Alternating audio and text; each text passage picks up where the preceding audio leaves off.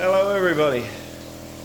Been a while since I've posted. I suppose there's quite a lot of stuff that I've done in the shed that I probably should have videoed. Everybody's going to tell me instead of waiting to now to show you, but sorry to say that's the way it goes. I'm not huge on the video myself. Normally my grandson does this for me, so I'll give it a bit of a go today on what I've been up to and stuff that I've been doing in my fish shed. So we'll have a bit of a look. Right, so at the moment what I've actually been working on since last time, it's actually a battery bank area. So now I've actually been running my fish shed off of battery banks. I did have 3, but that one at the back is no longer any good. So as you can see, I got my charge controller. I got 500 watt of panels outside, and I run them in. That one there, as you can see, I'm fully charged, running and still running all the items. So that one there, up there, if I can show you, probably might be easier if I go around there, but to the right is actually a 12 volt air pump, 68 litre, and to the left, linked into the same system but turned off and shut off, is a 240 volt 100 litre. They're currently running off the 12 volt system, which is fantastic. And if you've noticed, I've finally run my air system around. So I'll go and show you a bit more of that over there in a minute. This is the biofilter, and this here, that's a 12 volt pump in there. As you see, it's next to the 5,000 litre 240 one, and I just shut that off and turn on whichever one I want at the moment.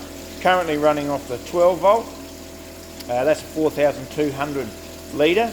Now they are nowhere near as powerful, but if you actually have a look, I'm getting a reasonable flow from it, and I'm pretty happy with that. So like days like today, running power free is gold to me and to my wife. But yeah, so there's the Ranchu and butterfly telescope in there. The female mirandas, and in there are male mirandas. Bit of a egg area here. Now I'm going to do my best. I don't know if you're going to be able to see, but we got baby fry in there hatching. Sorry, I don't know if you can see, but I'll have to do a better video on that in the next couple of days. Now I've got hundreds of eggs in here. They're butterfly telescope. In here are black Aranda eggs, and I was excited about that because I got they're just solely black, so 2 black male, 1 black female. So really happy with that, using the methylene blue in the water so I don't get any fungus, and I haven't been. There are some black Aranda eggs too, but I'm not real sure about them. This is the grow out tub at the moment. All sorts in there. We got some beautiful tricolours in there, some red caps, butterfly telescope. Air going well. That's me potatoes. As you can see, the potato there helps with the water. Potato there going, they're flogging along. So just have a look. Rokins are growing, doing well. Red caps are coming along. Black Ranchu. We've got dragon eye. They're munching on a bit of bloodworms at the moment. These have just come out of a pond. They're not the good quality. I'll be either shipping them off to my mum's house or I'm not sure what will happen with them at the moment. My grandson's mollies and guppies, which are breeding ridiculously, as you see there. That's just I've been dabbling in doing some. There's just some poor quality babies got to go too. This is my quarantine tank. I've been doing some Anubis and crypto plants, gel gluing them to some pots. Got those pots real cheap, $2.50, so I thought I'd give it a go and glue some stuff to a bit of wood there, just giving that a bit of a go, see how that goes. So my large Blackmores, not sure they're interested in breeding much nowadays. They're huge, and I think sometimes the bigger they get, less likely to breed. I think there must be a point where they just go, oh, I've had enough of this. So I mean, these are some guppies in this one, absolutely breeding machines, they really are. If you look in there, you might be able to see back there's bristlenose pleco babies. They're all over the floor. There's mama, she's a good size, but all up the wood there you can see the babies. Back there, babies. Yeah, they're everywhere, the babies. So, well, that's good, hanging off there. Got to keep them moving. Swirl filter's doing its job in there. Right, now just a bit of a look. That's I've name tagged all me where the airline goes around, and if you can see, that's where it splits up the top. That's a good system. So at the moment we're just coming out of winter here, heading to spring, so I'm getting plenty of sun, and I've got to double that battery capacity there. At the moment that's 240 to 120 amps, but the more I put on, more I run. I've got some lights coming, so I'll put them up too. More I can run off 12 volt, more I can do.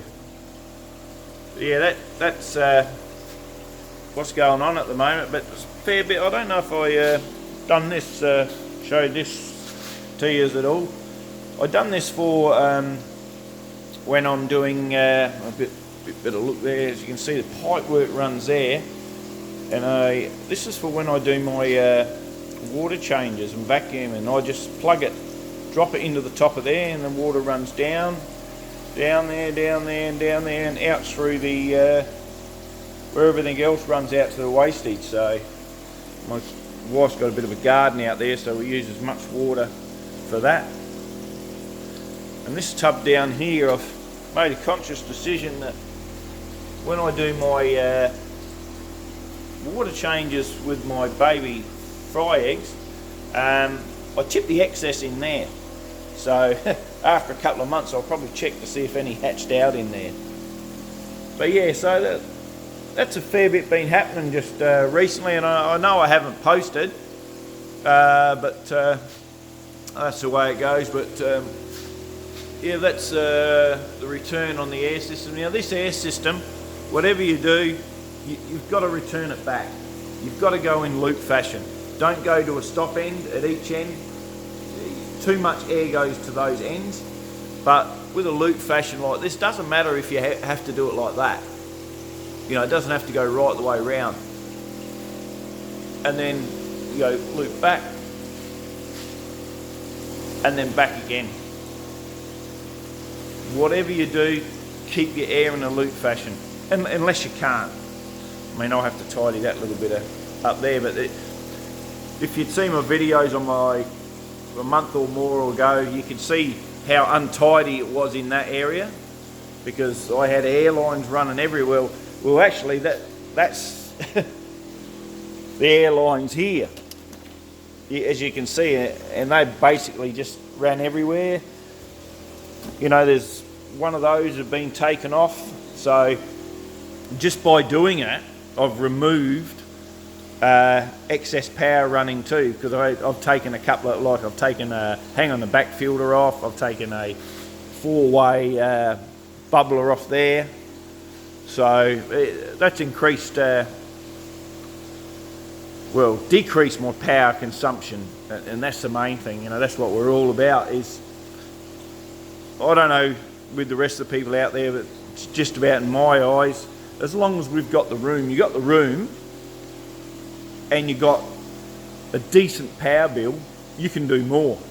It's basically when the power starts to override things, you got to pull back. You got to slow down, because here in South Australia, power's an absolute killer.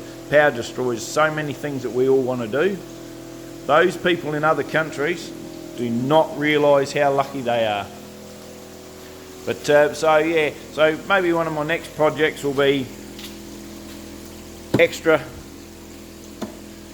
batteries for the battery bank, and I've got a 160 litre.